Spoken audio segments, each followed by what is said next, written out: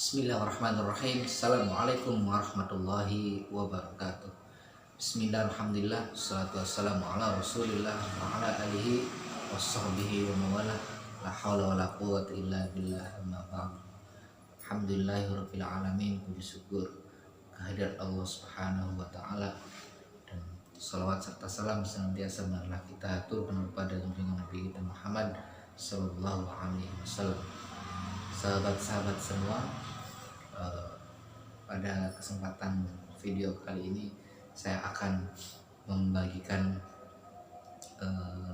sebuah pengetahuan berkaitan dengan bagaimana caranya untuk menyembuhkan orang yang terkena kesurupan, ya. Orang yang terkena kesurupan.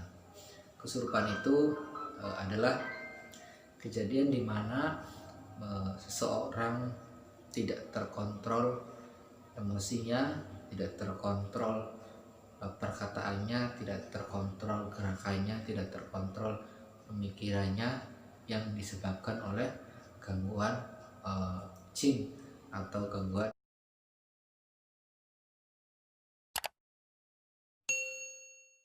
energi negatif yang ada di luar. Jadi ada beberapa perbedaan antara memang orang itu sedang depresi dan orang yang kesurupan, walaupun memang kedua faktor itu bisa terjadi. Orang yang depresi akan cepat mudah juga terkena jin atau terpengaruh kesurupan atau mengalami kesurupan. Namun semua orang bisa saja terjadi kesurupan, ya. Dan bagaimana cara menyembuhkan kesurupan? Cara menyembuhkan kesurupan tidaklah sulit, ya, sebenarnya. Cukup mudah, ya. Yang penting yang pertama kita harus yakin dulu, ya. Yakin. Yang menyembuhkan itu harus yakin dulu, karena kalau tidak yakin ya tidak akan sembuh, ya, tidak akan sembuh. Bagaimana caranya? Akan saya jelaskan cara yang paling mudah untuk pertolongan pada saat terjadi kesurupan, ya. Atau pada hal-hal tertentu, ya, misalkan anak kita yang nangis terus, balita yang nangis terus pada malam hari dan nangisnya itu tidak wajar, ya, nangisnya tidak wajar. Misalkan nangis tidak ingin makan, tidak ingin nyusu, ya, tapi nangis karena memang ada gangguan negatif, ya, Bagaimana caranya? Caranya yang pertama, Anda harus ambil air wudhu atau harus dalam keadaan suci, ya.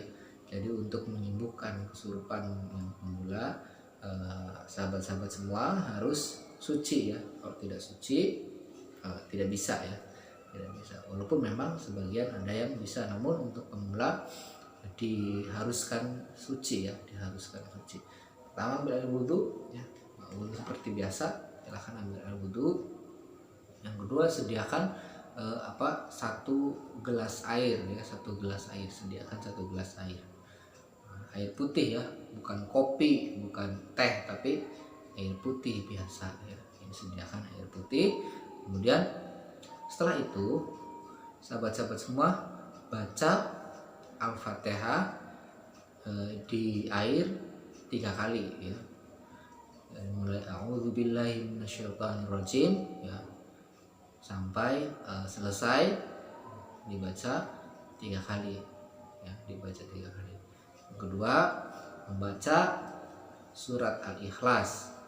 Surat Al-Ikhlas qul, ya, membaca qul huwallahu ahad, Allahus samad, lam yalid wa lam yulad wa lam yakul lahu kufuwan ahad 3 kali. Baca 3 kali. Kemudian membaca surat Al-Falaq, ya, surat Al-Falaq. Qul a'udzu birabbil falaq sampai selesai.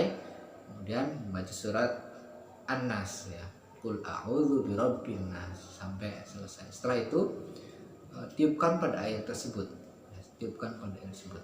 Sebelum memberikan air tersebut kepada orang yang kesurupan, ya, pegang dulu telinga yang kesurupan, pegang pakai tangan kanan, pegang telinga kanan, pegang juga telinga kiri.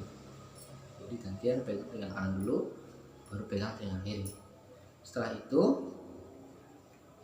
bacakan surat An-Nas atau Qul a'udzu birabbin nas di telinga kanan, dibaca Qul a'udzu birabbin nas malikin nas sampai selesai ya, sampai selesai. Setelah itu membaca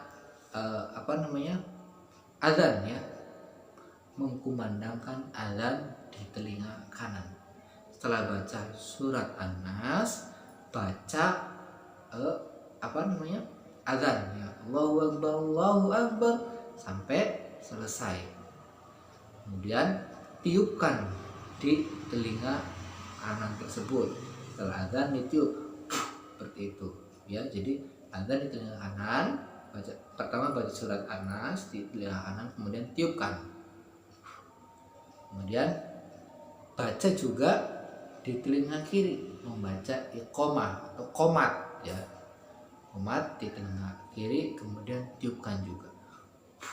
Setelah itu insya Allah akan reda ya, sembuh, baru diminumkan air tersebut. Jadi airnya diberikan terakhir setelah diazani ya, mati ya, kemudian diminumkan airnya. Jadi sebelum melakukan itu kita juga perlu meniatkan. Niatkan pada diri kita untuk membantu, untuk meminta pertolongan kepada Allah menyembuhkan orang yang sedang kesurupan. Misal kesurupan namanya A ya, kita berdoa, ya Allah sembuhkanlah A, sadarkanlah dia kembali. Kemudian dalam hati membaca Al-Fatihah, barulah kita lanjutkan untuk membuat air yang tadi kita buat ya. Setelah itu azan, setelah azan baru iqamah ya, baru nanti diberikan airnya, diminumkan, kemudian usapkan di wajah.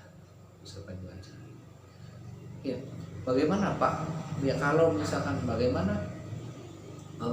kesurupan yang tidak terkontrol, sering kita lihat ada yang dipencet-pencet ya, dipencet-pencet jempolnya, dipencet-pencet apa yang seperti itu juga bisa dilakukan, namun tidak harus dipencet rosa-rosa atau kenceng-kenceng, tidak boleh dipencet kenceng, karena kalau dipencet kenceng pasti sakit. Orang yang tidak kesurupan pun dipencet jempolnya kenceng sakit. Jadi dipencet jempolnya, dipencet sedang-sedang saja, itu hanya untuk membantu supaya pulih lagi saraf-saraf kesadaran yang diterapi atau yang didoakan tadi, supaya cepat sadar, cepat pulih kembali. Baik, ada yang bertanya bagaimana ciri-ciri orang kesurupan. Memang untuk mendeteksi orang itu kesurupan atau tidak, kita perlu banyak pengalaman ya. Orang yang depresi itu juga terlihat seperti kesurupan, namun pada dasarnya adalah kita mendoakan orang yang sedang sakit, meminta pertolongan kepada Allah supaya sakitnya disembuhkan dengan cara seperti itu. Karena prediksi kita atau perkiraan kita itu kesurupan atau jin, jadi kita gunakan seperti tadi. Itu cara yang paling dasar untuk dapat merasakan getaran dari aura negatif, getaran dari energi negatif atau makhluk halus. Sudah saya terangkan di video yang dulu ya, bagaimana kita bisa melihat khodam. Itu juga sama untuk dapat bisa melihat makhluk, untuk bisa dapat merasakan, mau saya ya, kalau melihat ada tingkatannya lagi sendiri ya, untuk dapat bisa merasakan, mendeteksi makhluk-makhluk atau aura-aura negatif yang ada. Tapi siapapun orangnya, siapapun yang melakukan ini untuk menyembuhkan orang kesurupan, insya Allah akan sembuh ya, insya Allah akan sembuh, dan semua bisa. Yang penting yang pertama harus yakin, kemudian tertib seperti tadi. Tidak perlu tergesa-gesa atau kita terburu-buru dan akhirnya tidak tidak konsentrasi untuk melakukan hal tersebut. Jadi sangat mudah sekali, insya Allah yang menyimak video ini kemudian mempraktekkan itu semua akan bisa, ya semua akan bisa. Jadi tidak usah ragu, tidak usah ragu. Yang penting tujuan kita adalah membantu untuk menyembuhkan. Bisa digunakan untuk anak kita yang sedang nangis, kalau nangisnya tidak wajar, nangisnya tidak seperti biasanya, tidak mau makan, nangis seperti itu, kemudian terindikasi ada gangguan jin, seperti lakukan seperti itu. Baca yang tadi yang saya sudah terangkan, kemudian ini telinga kanan, kemudian telinga kiri tiupkan, ya, seperti itu. Baik, cukup itu saja. Semoga apa yang saya sampaikan dapat bermanfaat, ya. Kurang lebihnya saya mohon maaf, itu ilmu untuk pemula, ya, berdasarkan pengalaman saya juga. Jadi kalau belum jelas, teman-teman boleh komentar di kolom komentar YouTube saya, atau boleh WA WhatsApp saya. Terima kasih. Sekian dulu dari saya, Farhan Syahiri. Assalamualaikum warahmatullahi wabarakatuh.